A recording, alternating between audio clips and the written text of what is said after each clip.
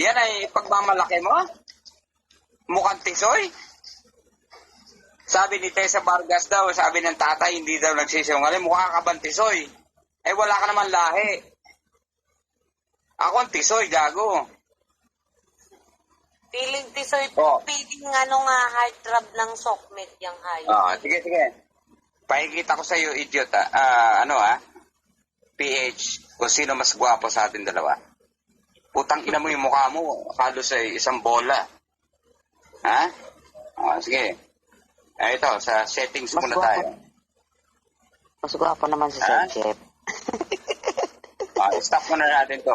Punta muna tayo sa settings. Sige, pwede. Kukumpare natin. Nunong sa punso nga tawag ko dyan. Puking ina mo, ikaw, tisoy? Natawa naman ako kasi Chef kasi Diyos ko. Pareho pa yung gupit natin ngayon. Ha? Pareho yung gupit natin ngayon. I promise you. Tangina, magpapatubo ka pa ng bigote. Tangina mo, putol-putol pa. Yan ang tunay na tisoy. Blue eyes yata si Kuya Chip eh. Hazel eyes yan. Pareho tayo ng gupit, gago. Naka-contact lens ka, Kuya Chip, ha? Hindi, nakasalamin. Hindi ako nakakontak. Tignan mo.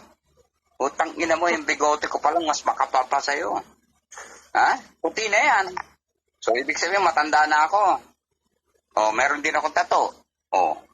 Yan ang tato ko. Tang ina mo, yan ang paggayabang mo sa akin, PH. Ha? Yan? Nakahalap siya ng katapat. Ayan ang tisoy. Yan ang ewan ko sa'yo, Tessa Vargas, kung anong tisoy sa'yo, ha? Pero ito yung tisoy. Ang Kita mo. nga daw, sabi ni Tessa Vargas, para daw dwarf. Wala na akong masasabi. Putang ina. Tisoy ka?